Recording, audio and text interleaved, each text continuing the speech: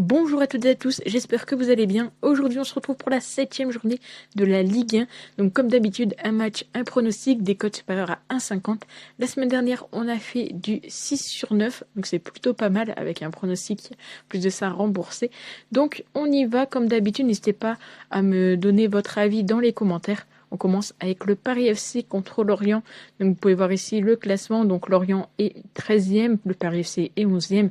C'est actuellement les deux moins bonnes défenses de la Ligue 1. Pour ce pronostic-là, pour ce match-ci en tout cas, je vous propose tout simplement la deuxième mi-temps la plus prolifique. Il faut savoir que c'est là où, en tout cas, Lorient prend le plus de buts, la seconde période, sur 13 buts au total encaissés, 14 buts même encaissés, on en a 11 qui ont été encaissés en seconde. Il y a également le fait que ces deux équipes, c'est là où ils marquent le plus de buts, bien que Lorient, attention, n'a marqué qu'un seul but à l'extérieur, et c'était en première mi-temps. Mais bon, là, je pense qu'il y a moyen que cette belle cote à 2 soit validée. On passe au match de samedi à 17h, et c'est Metz qui reçoit l'OM. Alors Marseille est en très grande forme, une très belle performance contre le Real, victoire ensuite contre le PSG, victoire contre Strasbourg, victoire en Ligue des Champions là contre l'Ajax et contre une équipe de Metz qui est en très très grande difficulté. Pour ce match-ci, j'aurais clairement pu prendre la victoire de Marseille, mais vous savez, moi j'aime bien les cotes supérieures à 1,50 et j'aime bien aussi tenter des petits pronostics qu'on n'a pas trop l'habitude de tenter. Et ici, je vous propose tout simplement un but entre la 75e et la fin du match. Donc en gros, actuellement, on sait qu'il y a très souvent 3, 4, voire 5 minutes de temps additionnel. Donc ça laisse à peu près 20 minutes pour mettre un but. C'est coté à 1,60. Alors pourquoi ce pronostic ? Eh bien tout simplement parce que Marseille, c'est là, dans le dernier quart d'heure, où il marque le plus de buts, 5 buts en 12 buts marqués. Et du côté de Metz, sur 13 buts encaissés, 6 ont été pris dans le dernier quart d'heure. C'est quand même assez énorme. Donc c'est coté à 1,60. Je trouve que c'est quand même une très belle cote. On passe au match de Brest. Brest qui reçoit Nantes. Donc les Brestois 9e, Nantes 16e. On voit que Brest a quand même des petites difficultés. Voilà, ils avaient enchaîné 3 défaites consécutives. Puis ensuite la victoire contre Nice et contre le SCO. Du côté de Nantes, c'est compliqué cette saison. Voilà, on va pas se mentir. De mon côté, je vais vous proposer tout simplement la double chance et nombre de buts. Donc je pense pas qu'entre ces deux équipes on va avoir énormément de buts. Il y a un très gros avantage pour les Brestois qui sont sur 6 matchs sans aucune défaite contre Nantes. Actuellement, c'est pas des équipes qui marquent énormément. Voilà, 5 buts seulement pour Nantes, 11 pour Brest, donc un petit peu pour Brest, plus pour Brest. Mais voilà, je pense que ça peut être un match qui sera assez serré. Donc je vous propose le Brest ou nul et le moins de 3,5 buts qui est coté à 1,69. Personnellement, je verrais bien un petit 2-1 pour les Brestois. On enchaîne avec le dernier match de demain, qui est donc Auxerre contre Lens. Les Lensois qui ont fait quand même des belles performances. La victoire du derby, qui était un très beau match. Après, il y avait peut-être un non-match du LOSC. Ici, ils ont joué à 10 tout le match et ils ont réussi à ne pas prendre de but, donc chapeau à eux. On sait que c'est quand même assez compliqué. Et du côté de l'Ajax, c'est compliqué. Du côté de l'Ajax, de l'AJ Auxerre, l'Ajax, n'importe quoi. Mais voilà, je vais pas aller plus loin. Je pense que la victoire de Lens côté 1,90, c'est quand même très intéressant. Donc pour ce match-ci, victoire des Lensois contre Auxerre et non pas contre l'Ajax. J'étais resté du côté de Marseille.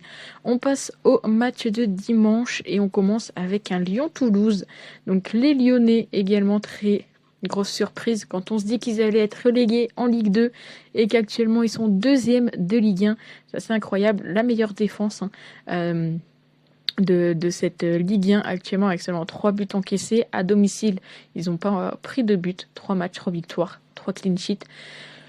J'ai un petit peu envie de croire également au fait qu'il y aura encore un clean sheet pour Lyon. Mais je me dis attention quand même à cette équipe de Toulouse qui pourrait peut-être prendre le nul. Donc je vais partir sur Lyon ou nul. Et non, les deux équipes ne marquent pas ces quotas à 2,70, à savoir que la cote a légèrement augmenté. On passe au match suivant et c'est Monaco qui reçoit Nice. Alors d'un côté, juste avant, on avait l'équipe lyonnaise qui était la meilleure défense. Et bien l'équipe monégasque est la meilleure attaque avec 14 buts marqués en 6 matchs. Et du côté de Nice, c'est un peu compliqué, sachant qu'ils ont joué également cette semaine.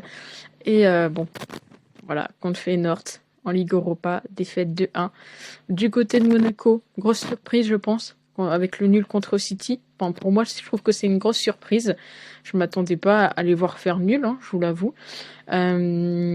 Pour ce pronostic-là, c'est pareil que pour le match de Lens. Je ne vais pas aller chercher compliqué.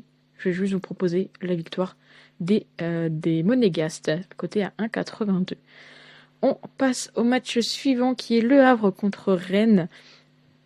Donc Rennes qui est 8e, Le Havre qui est 15e. Pour moi, Rennes, c'est un peu la déception du moment. Mais j'ai envie de dire, j'ai l'impression que chaque année, c'est un petit peu de plus en plus une déception pour le Stade Rennais. On sait quand même qu'ils ont un avantage contre le Havre qui sont sur 5 matchs sans aucune défaite. Très souvent, ils marquent le premier but.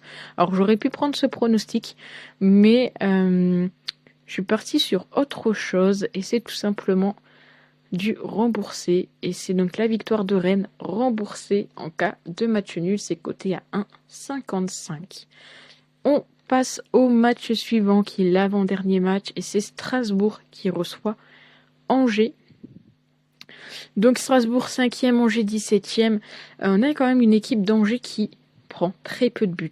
On est sur 10 matchs avec moins de 2,5 buts. Alors c'est pas le cas du tout de Strasbourg, on est plus sur du plus de 5. Mais quand on voit quand même que le SCO perd que 1-0 contre le PSG, ils font la même chose contre Monaco, enfin ils prennent qu'un but contre Monaco, qu'un but contre Lyon, je me dis il y a peut-être moyen de les voir encore une fois pas forcément prendre énormément de buts. Donc pour ce match-ci, je vous propose une nouvelle fois de la double chance avec Strasbourg, c'est plutôt ici, Strasbourg au nul. Et comme je vous l'ai dit, on voit très souvent le moins de 2,5 passer du côté d'Auxerre. Ici, je vais quand même sécuriser avec le moins de 3,5. La cote, elle a légèrement chuté, elle était un petit peu plus haute tout à l'heure, mais ça reste au-dessus de 1,50, donc c'est parfait. Et on finit avec le match de Lille contre le PSG. Les Lillois qui ont remporté leur match contre Rome avec trois pénaltys arrêtés coup sur coup. Du côté du PSG, voilà, ils ont battu le Barça en ayant une équipe affaiblie. Alors Lille a également une équipe affaiblie avec notamment pas mal de blessés, pas mal d'absents. Du côté du PSG également, on a Marquinhos, Vitinha qui est incertain, Dembélé, Ruiz, Doué. Enfin bref. Mais le PSG, même affaibli, ça reste une très grosse équipe et ils montrent de très belles choses. Donc pour ce match-ci, moi je vais juste partir sur tout simplement les deux équipes marques qui est coté à 1,58. Donc voilà pour mes pronostics de la Ligue 1. N'hésitez pas à me dire ce que vous en pensez dans les commentaires. Et nous, on se retrouve très vite pour une nouvelle vidéo. N'hésitez pas à vous abonner, à liker, à commenter. Et on se dit à très vite. Ciao!